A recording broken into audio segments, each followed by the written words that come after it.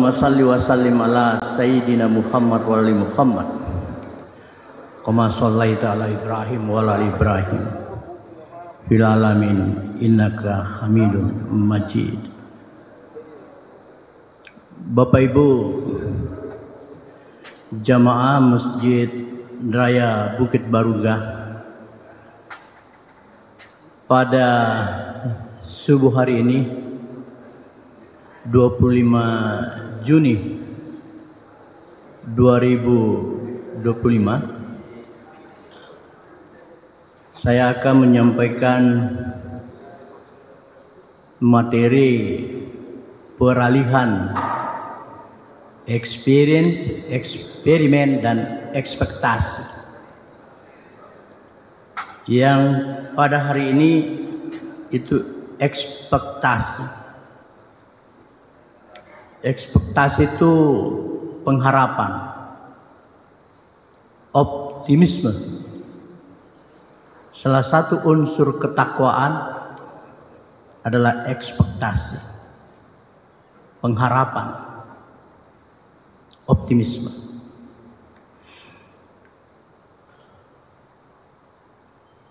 Bapak Ibu, pada tanggal 20 Juni Jumat pekan lalu, saya khotib di Masjid Nurul Ilmi, Kompleks Pendidikan Bajik Minasa, Jalan Meranti. Materi khutbah yang saya sampaikan experience, yaitu dari orang beriman naik ke derajat selanjutnya menjadi orang mukmin. Sebelumnya materi ini pernah saya sampaikan pada Jumat 6 Juni di masjid kita ini, MRBB. Selesai khutbah di Meranti itu, imam yang memimpin sholat membacakan ayat Ali Imran, mulai dari ayat 61 sampai pada 91. Saya sangat terkesan karena beliau mengapresiasi khutbah saya. Dan saya itu kalau khutbah dan imam memimpin sholat, saya tahu persis bahwa imamnya ini hafidz. Apalagi kalau yang di sebelah kanan saya ini luar biasa. Dia bacakan Ali Imran 86. A'udzubillahi minasyaitonirrajim. Bismillahirrahmanirrahim. Kaifa yahdillahu qauman kafaru ba'da imanihim wa zahidu anna ar-rasul haqq wa ja'ahumul bayyinat wallahu la yahdil qaumas zalimin. Asbabul nusul dari ayat ini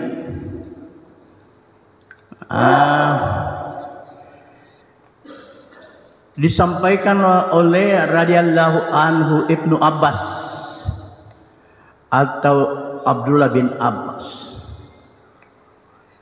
Disampaikan bahwa seorang pria ketika itu dari kalangan Ansor yang awalnya masuk Islam lalu murtad, kemudian menyesal dan ingin bertaubat, lalu menyampaikan kepada kaumnya agar supaya keinginannya ini disampaikan kepada Rasulullah. Maka turunlah ayat ini. Bagaimana mungkin Allah akan memberi petunjuk kepada satu kaum yang kufur setelah mereka beriman dan mengakui bahwa Rasul Muhammad itu benar-benar dan bukti-bukti yang jelas telah sampai kepada mereka. Allah tidak memberi petunjuk kepada kaum yang solih, Ini Ali Imran 86. Dapat dipahami bahwa kekufuran bisa terjadi dari orang-orang beriman sebelumnya, dan perbuatan ini tergolong zalim. Allah tidak memberi petunjuk kepada kaum yang soleh. Yang saya terkesan kepada iman yang memimpin sholat ketika itu, karena saya menyampaikan bahwa dari iman menanjak ke derajat takwa, selanjutnya menjadi orang mukmin. Beliau membacakan ayat bahwa bukan hanya yang harus dipertahankan, ditingkatkan menjadi mukmin, tapi patut diwaspadai kalau iman tidak dipelihara bisa jatuh menjadi murtad, bisa menjadi murtad, menjadi kafir. Orang-orang yang murtad itu dibacalah di dalam ayatnya itu, ditimpa laknat Allah, para malaikat dan manusia seluruhnya. Itu Ali Imran 87. Mereka kekal di dalamnya, yaitu karena dia dilaknat. Tidak akan diringankan azab dan mereka tidak diberi penangguhan. Ali Imran 88. Dia baca terus. Yang mengesankan bahwa iman harus dijaga, dirawat, dijalani, dilakoni. Yang kemarin saya sampaikan di experience menjadi mukmin agar tidak menyeberang kepada kekufuran, orang kufur yang soleh. Itu yang saya dapat dari Pak Imam tadi.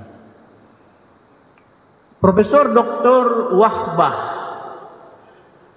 Wahbah Suhaili dalam tafsir Al-Munir, ada 3 kategori orang kafir.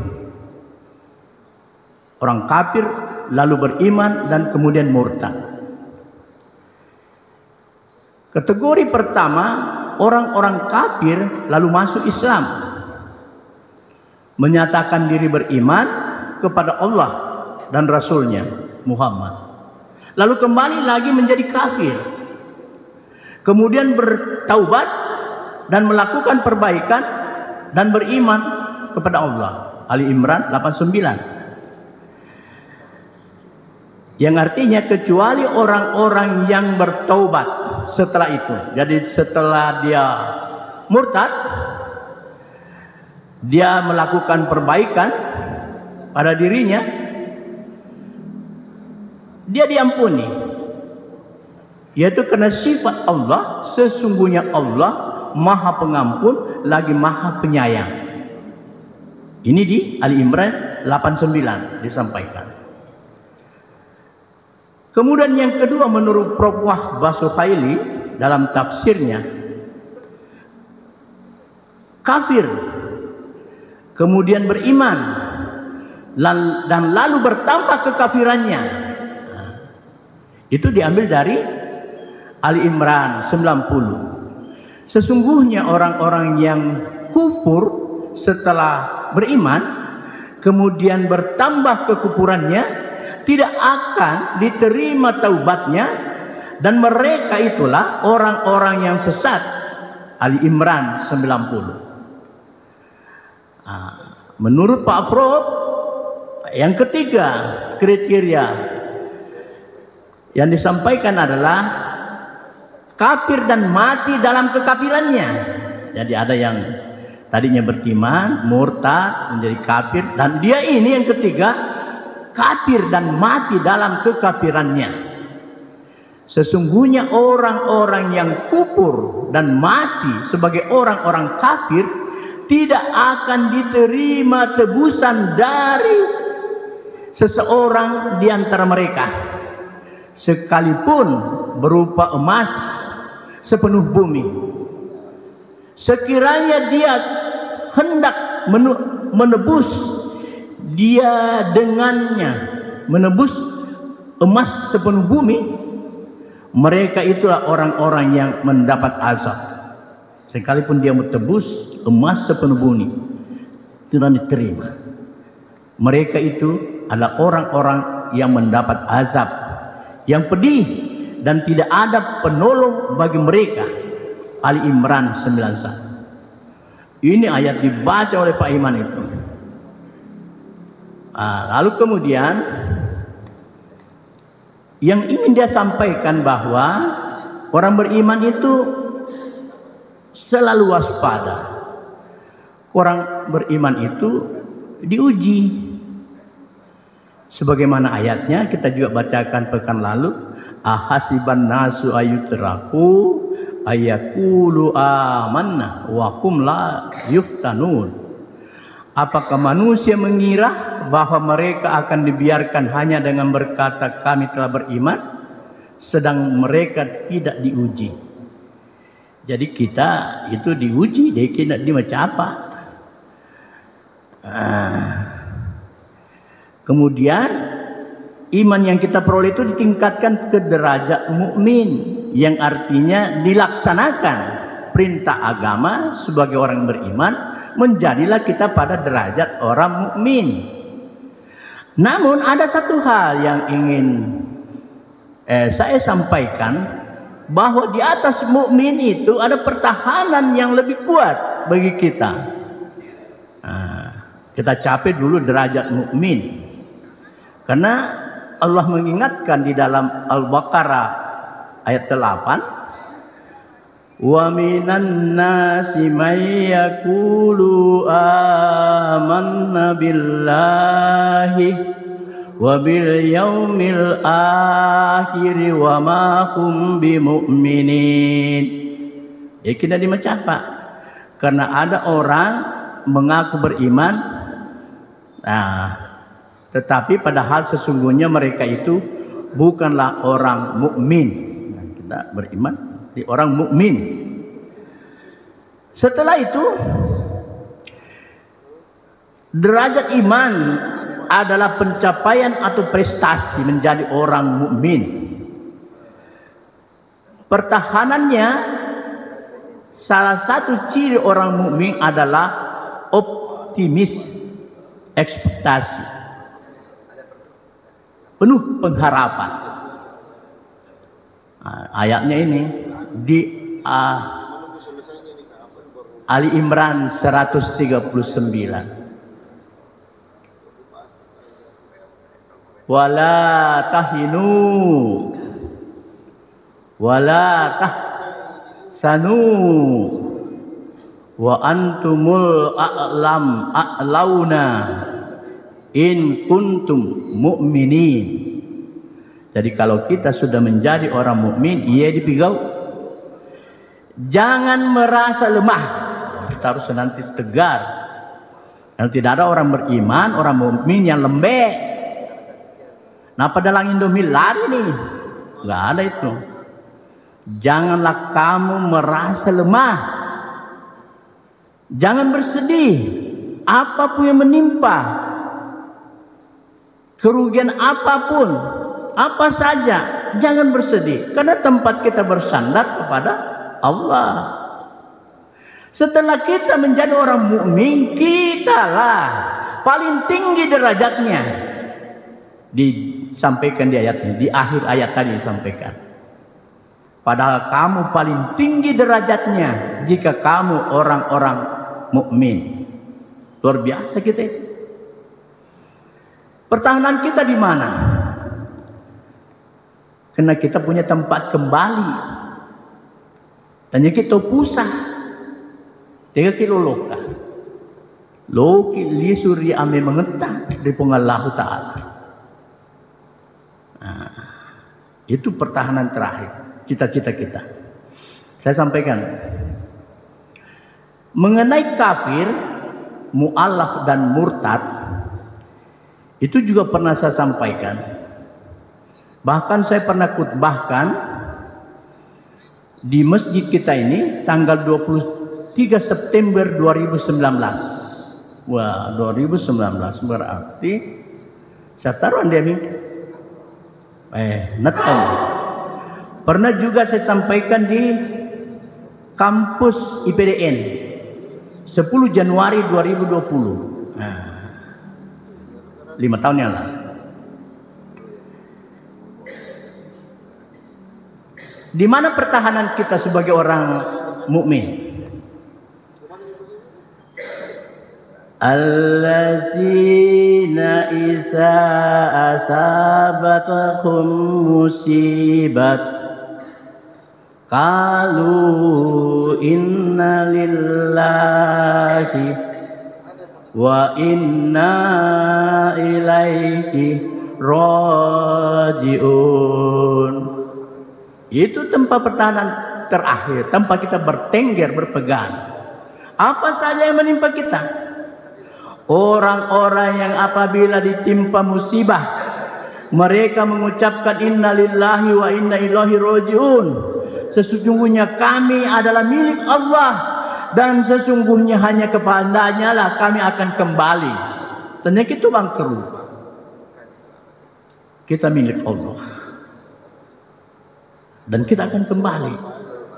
Kenapa begitu? Kita harus ekspektasi, optimis, tidak bisa berputus asa. Ajaran-ajaran mengenai optimis, ekspektasi itu bahkan disampaikan pada saat-saat kritis. Pada saat-saat kritis, ketika ada orang mau bercerai, itu kan saat kritis. Suatu hal yang halal tetapi dimurkai Allah. Masih harus optimis di situ. Baca lagi di Al-Talaq ayat 2. Apabila mereka telah mendekati akhir iddahnya, karena tidak bisa diceraikan orang itu kalau belum berakhir iddahnya. Capu piro petampuler, papacipi. Jadi engkau tu petampuler, betul napa petampuler di rumah pikir abala apa tuh? Apabila mereka telah mendekati akhir iddahnya, rujuklah dengan mereka secara baik. Jadi petampuler waktu masa kritis wadikit lisu paima. Malah terus saya kalau tidak bisa rujuk atau lepaskanlah mereka secara baik-baik.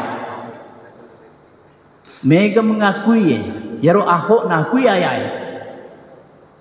Sebab engkau tu agama nacat masyarakat. Menurut Samsi Ali, salah satu rasionalitas Islam ini dia. Kemudian waktu temakko masyarakat, abal apa tuh kau itu masyarakat? Nah ini sudah kritis masyarakat. Dan menurut Samsi Ali, inilah rasionalitas Islam. Yang Ahok ketika mau bercerai istrinya, dia baca ini ayat. Nah seperti itu. Kemudian di At-Talaq ayat 3, dan menganugerahkan kepadanya rizki dan arah yang tidak dia duga. Jadi kalau dia bercerai itu, siapa yang bertawakal kepada Allah, niscaya Allah akan mencukupkan keperluannya. Jadi kalau dipikoi rejama-jamange demi Allah, kita dianugerahkan Allah. Dia cukupkan keperluan kita. Sesungguhnya Allah lah yang menuntaskan urusannya. Sungguh Allah telah membuat ketentuan bagi setiap sesuatu. Jadi lisuki ripung Allah Ta'ala kembali. Nah, itulah yang saya katakan tadi, ekspektasi, optimisme. Nah, terakhir ini saya baca karena lisu tak paham mendongeng. Dan enggak baca doang. Ciri-ciri orang mukmin. Orang mukmin yang optimis. Pertama, transendental. Transendental itu penyerahan diri kepada Allah. Degaulat uleta, polo panni. Asengdian. Transendental. Penyerahan diri secara Ikhlas tuntas. Yang kedua, ciri orang beriman, mukmin, berlindung. Kongke keneki papasan reki rawat pengelah ta'ala. Kongke jangan cita maka ke insya Allah. Maka ke insya Allah. Maka tahu tuh karena nak capai. Mereka tahu tidak konsisten. Maka insya Allah apa dia nalokkan. Pengelah ta'ala boleh belai. Berlindung kepada Allah. Berharap. Berdoa. Allah paling marah kepada orang yang tidak berdoa. Kan berdoa itu salah satu wujud bahwa kita transendental, percaya kepada Allah, berdoa. Berpastabiqul khairat, percaya kepada sesama, berpikiran baik, berpikir positif, bersemangat, optimis.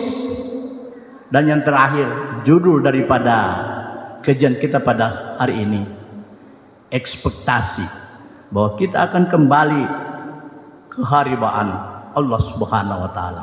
Amin. Aqulu qouli hadza wastaghfiru innahu huwal ghafurur rahim. Assalamualaikum warahmatullahi wabarakatuh.